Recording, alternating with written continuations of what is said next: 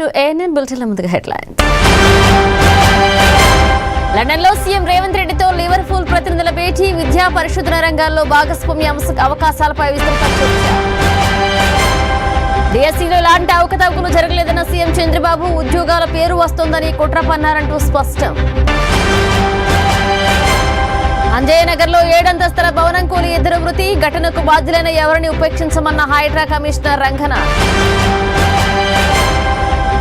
ఢిల్లీలో పెరుగుతున్న swine flu కేసులు, ఒక్క రోజులోనే 114 కేసులు నమోదు.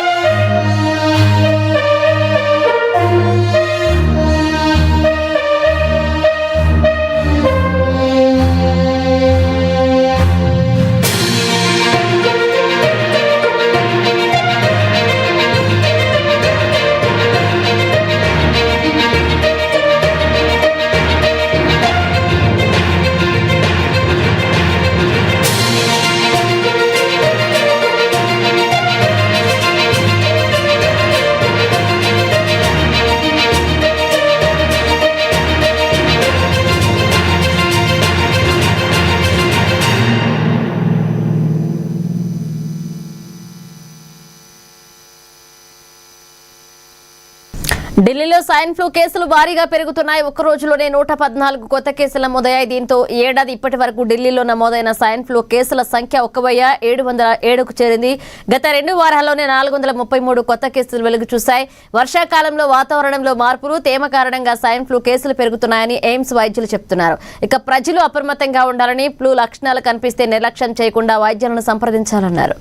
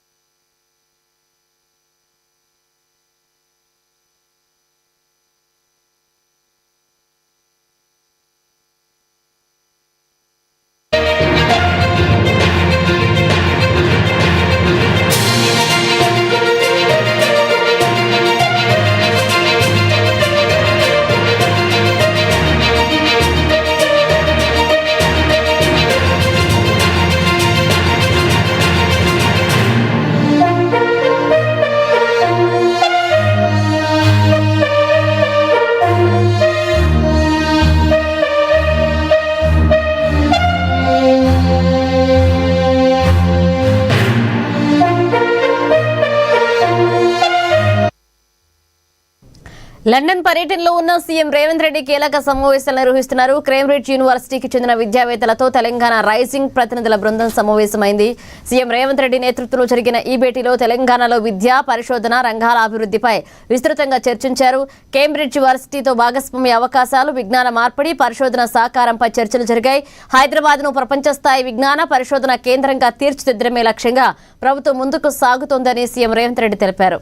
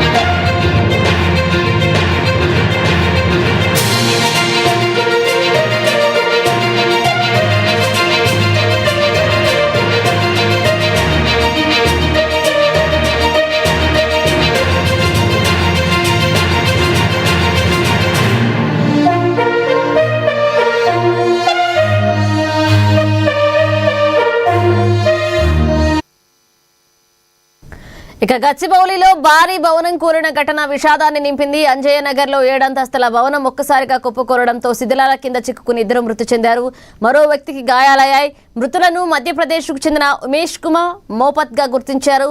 నాలాను ఆనుకుని కేవలం 50 గజాల స్థలంలో ఈ భవనాన్ని నిర్మించినట్లుగా అధికారులు గుర్తించారు. భవనం కూలడంతో పక్కనే ఉన్న అపార్ట్మెంట్ కూడా దెబ్బతింది. దాదాపు 50% డ్యామేజ్ కావడంతో ఆ భవనాన్ని కూల్చివేయాలంటూ హైడ్రా నిర్ణయించింది. ఘటనా స్థలాన్ని హైడ్రా కమిషనర్ రంగనా, సైబరాబాద్ కమిషనర్ సృజన్తో పాటుగా ఎమ్మెల్యే అధికారులు పరిశీలించారు. కూలిన భవన పరిసరాల్లో మరో 4 ఆక్రమణ నిర్మాణాలను అధికారులు గుర్తించారు.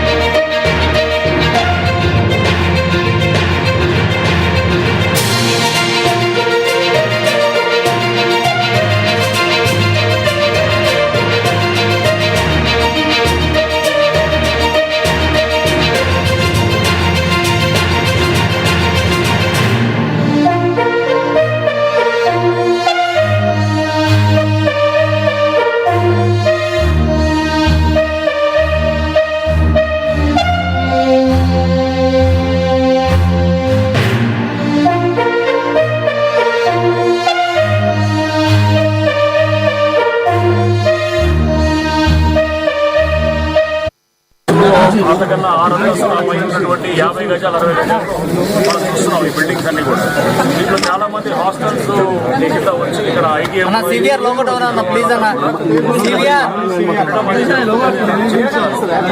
హాస్టల్స్ గా ఉంటున్నారు. దీనివల్ల ఏంటంటే ఇక్కడ ఇప్పుడు మనం ఈ బిల్డింగ్ చూడడానికి కూడా కారణం ఏంటంటే ఈ పక్కన ఫౌండేషన్ ఎవరో వేరే వాళ్ళు చేస్తూ ఫౌండేషన్ వర్క్ చేస్తుంటే ఈ బిల్డింగ్ ఇంపాక్ట్ అయ్యి అది మొత్తం కూలింగ్ అని చెప్తున్నారు. బట్ ఒకటైతే ఇక్కడ చూస్తున్న బిల్డింగ్స్ బట్టి ఎవరికి సెట్ బ్యాక్ ఏం లేవు, అనుకుంటున్నాయి. అది ఒక్కొక్కడు 50 గజాల్లో మనం ఏది 7 అంతస్తులు 8 అంతస్తులు ఈ బిల్డింగ్స్ అన్నింటినీ కూడా డెఫినెట్ గా ఎన్ని నాలా పక్కన ఉన్నాయి. సైబరాబాద్ మున్సిపల్ కమిషనర్ సుజనా గారు గంటానికి స్థానిక ఎమ్మెల్యే గారు కూడా వారు కూడా చెప్తున్నారు. ఇంత ముందు కూడా వీళ్ళందరి మీద కూడా కంప్లైంట్ ఇచ్చామని. హైడ్రా మీద తప్పకుండా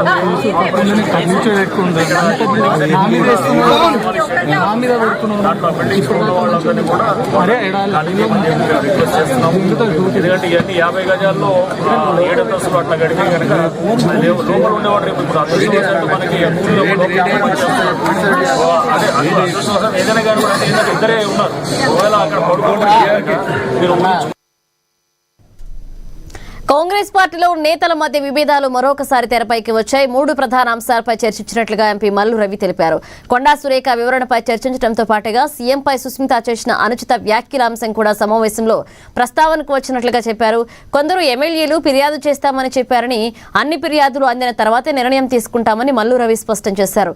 ఇక చిన్నారెడ్డి వివరణ తమకు అందిందని, అయితే ఫిర్యాదుకు ఆయన ఇచ్చిన వివరణకు తేడా ఉందని తెలిపారు. చిన్నారెడ్డి అంశంపై మరొకసారి చర్చించి నిర్ణయం తీసుకుంటామని మల్లు రవి వెల్లడించారు. నాతో మాట్లాడింది, ఇప్పుడే మాట్లాడాను. అందుకని గౌరవం లేదనేది తప్పది. గౌరవం నాకు ఆమె మీద ఉంది, ఆమె మీద నాకుంది. ఇక్కడ సమస్య ఏంటంటే కాంగ్రెస్ పార్టీ మీద ఏం జరిగిందనే దాని మీద అన్న తమ్ముడు అక్క చెల్లెలు చుట్టాలతో సంబంధం లేదు. కాంగ్రెస్ పార్టీకి నష్టం చేస్తే అది మాత్రం నేను కొండా సురేఖ గారు నాతో మాట్లాడారని చెప్పాను. మాట్లాడారు లేదో వారిని అడగండి. నేను ఏం మాట్లాడారనేది నీకు చెప్తే మళ్ళీ మీటింగ్ ఎందుకు పెట్టాలి? ఏం మాట్లాడు నేను అన్నా, నేను మొన్న హలో అన్న ఒక్క మాట చెప్తాను. హరి ఇదిగో నిన్న ఒక్క మాట ఈ మెగారెడ్డి గారి తరఫున ఒక 200 మంది నాకు మన కలవకుర్తిలో వచ్చి కంప్లైంట్ చేసి చెప్పి చేసి అట్లా మాట్లాడి ఉంటే మాత్రం అది కరెక్ట్ కాదని చెప్పాను. కానీ నేను ఇప్పుడు క్రమశిక్షణ కమిటీ చైర్మన్గా ఉన్నాను కాబట్టి ఏం చేస్తారనేది మీకు చెప్పను. మీరు ఇచ్చారు కదా. ఏది కమిటీ నేను మా కమిటీ మెంబర్స్తో మాట్లాడి ఆ టైం తీసుకుని త్వరలోనే నెల ఉండవు, ఎప్పుడు ఉండదు. రేపు ఇప్పుడే కదా మీటింగ్ అయింది, పార్లమెంట్ లేదు మాకు కమిటీ మీటింగ్లు కూడా నిన్న మొన్న ఉంటే జార్ఖండ్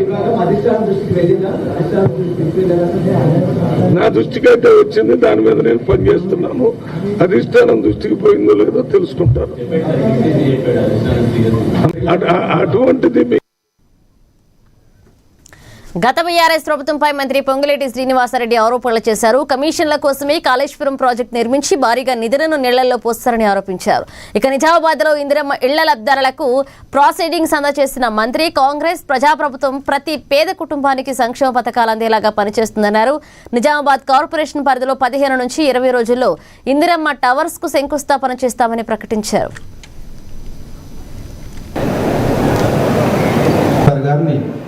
మాట్లాడవలసిందిగా ఆహ్వానిస్తున్నారు. ఈ లబ్ధిని పొందుతున్నారు. చెప్పట్లేదు శుభాకాంక్షలు.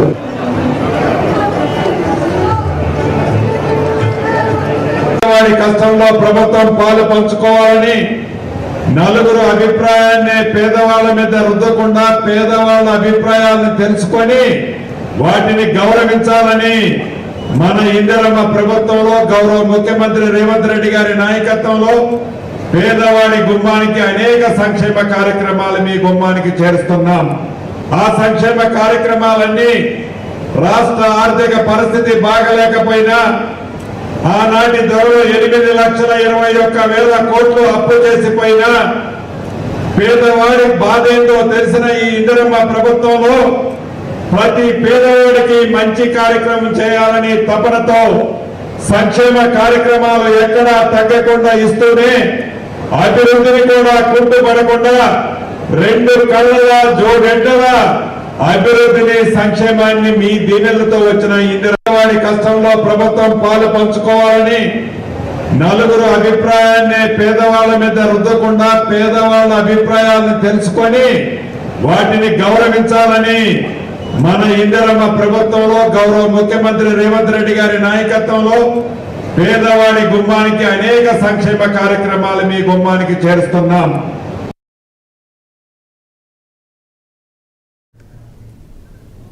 తెలంగాణ అభివృద్ధికి కేంద్ర ప్రభుత్వం సహకరించాలని మంత్రి పొన్నం ప్రభాకర్ డిమాండ్ చేశారు. రాష్ట్రానికి రావాల్సిన నిధులు, ప్రాజెక్టులు, అనుమతుల విషయంలో కేంద్రం సానుకూలంగా వ్యవహరించాలన్నారు.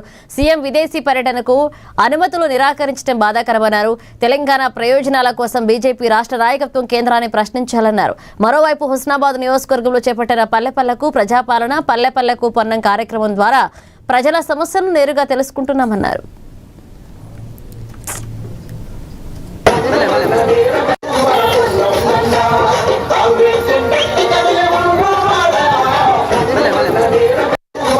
తెలంగాణ ప్రజాపాలన ప్రభుత్వ కార్యక్రమాలు, సంక్షేమ కార్యక్రమాలు గ్రామీణ ప్రాంతంలో ఏ విధంగా ప్రజలకు అందుతూ ఉన్నాయి, అదేవిధంగా గ్రామీణ ప్రాంతంలో ఇంకా వాళ్ళకు అవసరమైనటువంటి అంశాలు, సమస్యలు ఏ విధంగా పరిష్కరించాలనే కార్యాచరణతోటి హుస్నాబాద్ నియోజకవర్గంలో ఉన్న 173 గ్రామాల్లో పల్లెపల్లెకు ప్రజాపాలన, పల్లెపల్లెకు పొన్నమన్న కార్యక్రమం పేరు మీద నేను 19వ తేదీ నుంచి పర్యటన ప్రారంభం చేసిన. ఇది 4వ మండలం.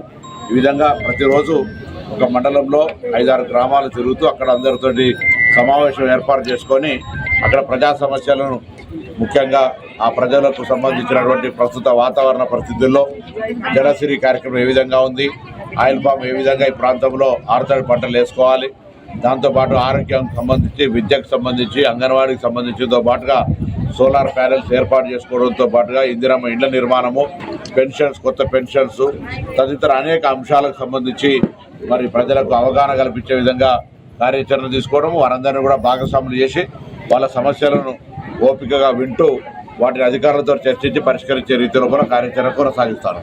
ఈ కార్యాచరణ వల్ల గ్రామాల లోపల ప్రజలకు నేరుగా కలవడము, వాళ్ళ సమస్యలను పరిష్కరించడంతో చాలా సానుకూలంగా విజయవంతంగా కొనసాగుతోంది. అన్ని గ్రామాల్లో కూడా అక్కడ స్థానికంగా ఉండబడే అంశాలన్నీ కూడా వెంటనే పరిష్కారం అవుతా ఉన్నటువంటి సందర్భంగా చిన్న అది త్రాగునీటి సమస్య కావచ్చు, విద్యుత్ కావచ్చు, ఇతరత్ర అంశాలన్నీ కూడా పరిష్కారం అవుతా ఉన్నాయి. మండల స్థాయి అధికారులందరూ కూడా సమావేశాలు ఉండడం కారణంగా వెంటనే మరి పరిష్కార మార్గం దొరుకుతున్నటువంటి సందర్భంలో మిగతా ఇంకా తెలంగాణ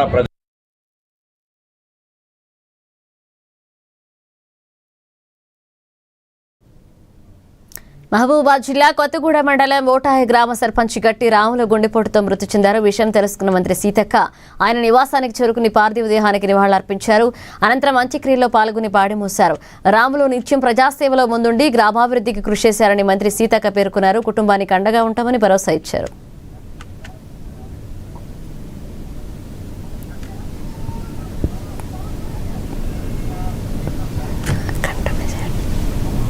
వాటిని గౌరవించాలని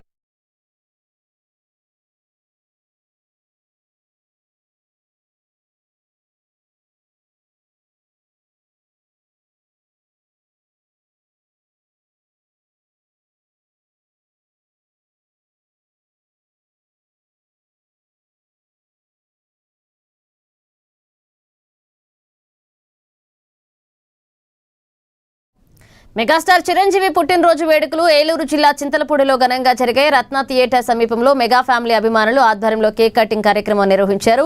ఈ సందర్భంగా మెగా ఫ్యాన్స్ చింతలపూడి మండల అధ్యక్షులు నాగరాజు, మండల అధ్యక్షులు కొప్పుల నాని, మండల ప్రధాన కార్యదర్శి రావిపాటి సూర్య తదితరులు పుట్టినరోజు శుభాకాంక్షలు తెలిపారు. చిరంజీవి మరెన్నో పుట్టినరోజులు జరుపుకోవాలని అభిమానులు ఆకాంక్షించారు.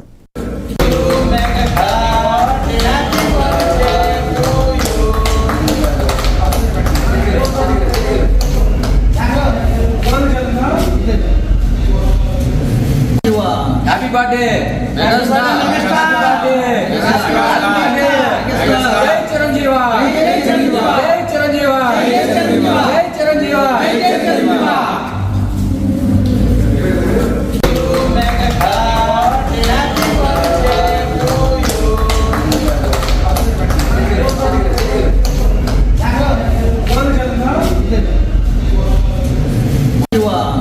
పార్టీ చిరంజీవి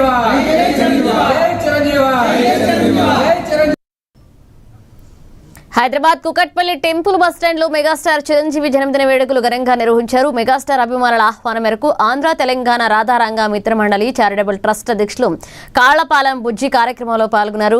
ముఖ్య అతిథిగా జనసేన పార్టీ ఇన్ఛార్జ్ ప్రేమ్ కుమార్ హాజరయ్యారు. అధ్యక్షులు మోటేపల్లె భరత్ కుమార్, గంధం రాజు తదితరులు పాల్గొన్నారు. ముందుగా వంగవీటి రంగ, డాక్టర్ బిఆర్ అంబేద్కర్ చిత్రపటాలకు పూలమాలలు వేసి నివాళులర్పించారు. అనంతరం కేక్ కట్ చేసి చిరంజీవి జన్మదిన వేడుకలను ఘనంగా నిర్వహించారు. అభిమానులు, పలువురు నాయకులు, కార్యకర్తలు ఉత్సాహంగా పాల్గొన్నారు.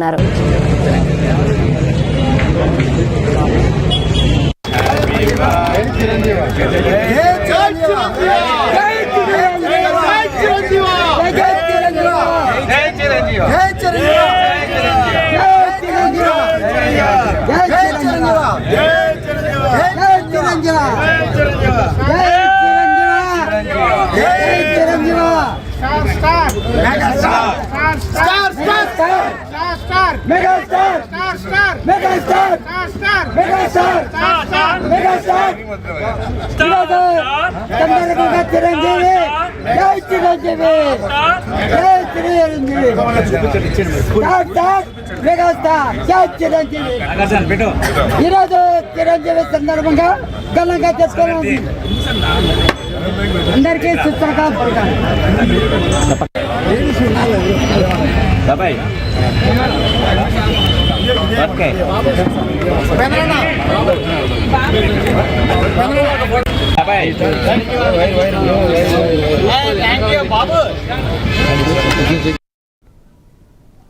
హైదరాబాద్ చెంపాపేటలో అమ్మవారి ఆలయంలో విగ్రహం మాయమైన ఘటన కలకలం రేపుతుంది. కనుకుంటికుంట ప్రాంతంలోని ఆలయంలో అమ్మవారి విగ్రహం కనిపించకపోవడంతో ఆలయ నిర్వాహకులు, స్థానికులు ఆందోళనకు గురయ్యారు. సమాచారం అందుకున్న పోలీసులు ఘటనా స్థలానికి చేరుకుని పరిశీలించారు. విగ్రహం అపహరణకు గురైందా అనే కోణంలో దర్యాప్తు చేపట్టారు. సీసీ కెమెరాల ఫుటేజీని పరిశీలిస్తూ నిందితుల కోసం గాలిస్తున్నారు. ఇక మహబూబాద్ జిల్లా తొర్రూరు పట్టణంలో స్కూల్ బస్సుకు త్రుటిలో ప్రమాదం తప్పింది. సెయింట్ ఫాల్స్ పాఠశాలకు చెందిన బస్సు లారీని ఢీకొట్టింది. ప్రమాద సమయంలో బస్సులో 50 మందికి పైగా విద్యార్థులు ఉన్నట్లుగా సమాచారం. అదృష్టవశాత్తు విద్యార్థులకు ఎలాంటి గాయాలు కాలేదు. బస్సు డ్రైవర్ అతివేగం, నిర్లక్ష్య ప్రమాదానికి కారణమని స్థానికులు ఆరోపిస్తున్నారు. విద్యార్థుల భద్రతపై అధికారులు, పాఠశాల యాజమాన్యం తగిన చర్యలు తీసుకోవాలని తల్లిదండ్రులు కోరుతున్నారు.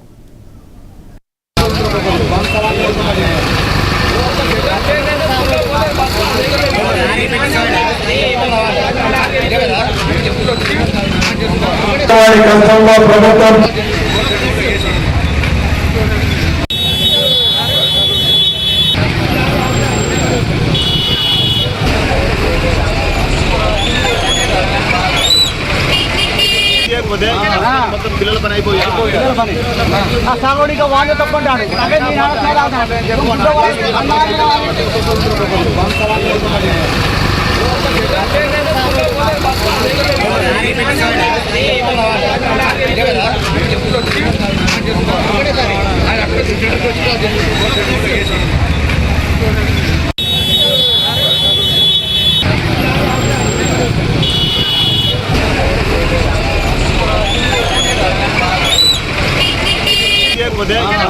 పిల్లల పని అయిపోయి సాగుడిగా వాళ్ళు తప్పుకుంటాడు.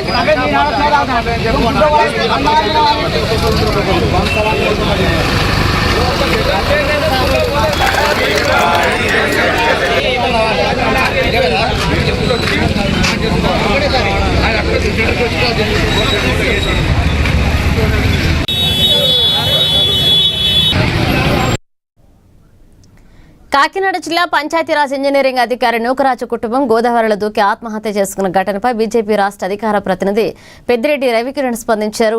ఈ ఘటనకు కారకుడిగా ఆరోపణలు ఎదుర్కొంటున్న రైఫిల్ శిక్షకుడు షేక్ సాదిక్ ఖాన్ ను పోలీసులు ఢిల్లీలో అదుపులోకి తీసుకున్నారని చెప్పారు. సౌజన్యను మతం మార్చాలని బలవంతం చేశాడన్న ఆరోపణలపై పూర్తి స్థాయి విచారణ జరపాలని డిమాండ్ చేశారు. సౌజన్య భర్త జగదీశ్వర్ రెడ్డి మరణానికి సాదిక్ ఖాన్ కారణమంటూ వచ్చిన ఫిర్యాదుపై సమగ్ర దర్యాప్తు చేయాలని కోరారు. సౌజన్యను అంటే అతను ఇటీవల ఢిల్లీలో పట్టుకున్నట్టుగా కాకినాడ తీసుకుని వస్తున్నట్టుగా సమాచారం. పోలీసులు ఆ సాజిద్ ఖాన్ని పట్టునందుకు అభినందన తెలియజేస్తూ, అలాగే ఏదైతే ఫిర్యాదు చేశారో నూకరాజు గారి బియ్యంకుడు భాస్కర్ రెడ్డి గారు ఆ ఫిర్యాదు సర్పవరం పోలీస్ స్టేషన్లో నమోదైనటువంటి ఎఫ్ఐఆర్. ఈ ఎఫ్ఐఆర్లో భాస్కర్ రెడ్డి గారు లిఖితపూర్వక ఇచ్చినటువంటి కంప్లైంట్ ఇది. ఈ కంప్లైంట్లో చాలా స్పష్టంగా భాస్కర్ రెడ్డి గారు ఏం రాశారంటే, సౌజన్యను అంటే వారి కోడలను ముస్లిం మతం ఆచరించాలని, పాటించాలని, ఇస్లాం బుక్ చదివి ఇస్లాంలోకి మారాలని, వాటిని రోజు వ్రాయించేవాడని, గత్యంతరం లేని పరిస్థితుల్లో సాదిక్ చెప్పినట్టు సౌజన్య చేసేదని అని చెప్పేసి ఏదైతే సౌజన్య గారు చనిపోక ముందు తను రాసినటువంటి మరణ వాంగ్మూలంలో చాలా స్పష్టంగా చెప్పింది. షాజిద్ ఖాన్ తన కుటుంబాన్ని వేధించడం, అతను ఇటీవల ఢిల్లీలో పట్టుకున్నట్టుగా కాకినాడ వస్తున్నట్టుగా సమాచారం. పోలీసులు ఆ షాజిద్ ఖాన్ని పట్టుకున్నందుకు అభినందన తెలియజేస్తున్నారు.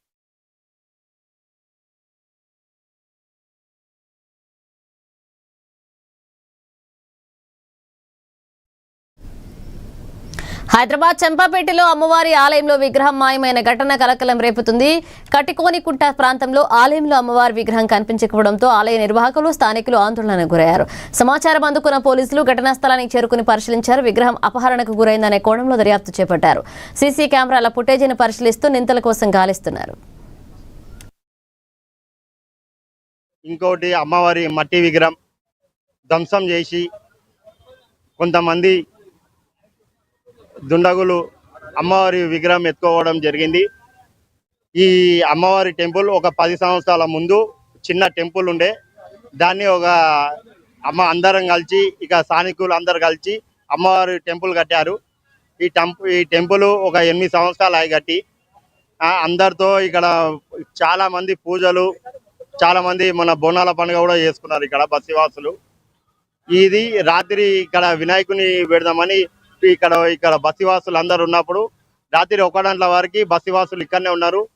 అప్పుడే వినాయకుని బుక్ చేసి వచ్చినారు. వీళ్ళు వచ్చినాక 1 నుంచి 2 మధ్యలో ఈయనే ఉన్నారు. కానీ ఇది మధ్యరాత్రి ఏ టైంలోనో ఇది ఎత్తుకొని పోయినారు.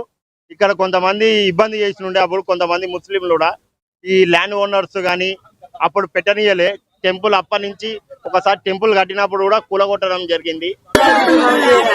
మాకు కూడా వాళ్ళ మీద డౌట్ వస్తుందని చెప్పడం జరుగుతుంది. అలాగనే లోకల్ ఎస్ఐ గారికి, సిఐ గారికి అందరికి ఇంటిమేషన్ ఇచ్చినాము. అందరు ఆల్రెడీ వచ్చినారు, చూస్తున్నారు. ఇవి మాకు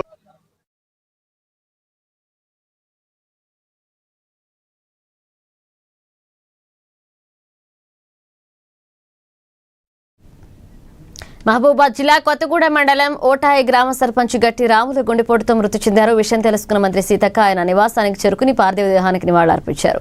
అనంతరం అంత్యక్రియలో పాల్గొని పాడమోశారు.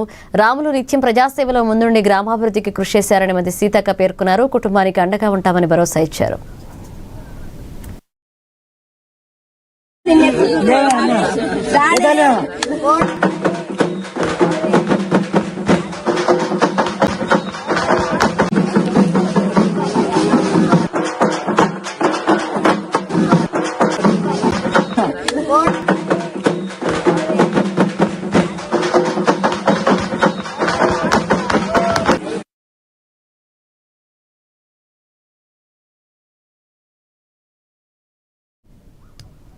ఇవి bulletin updates. Keep watching ANN.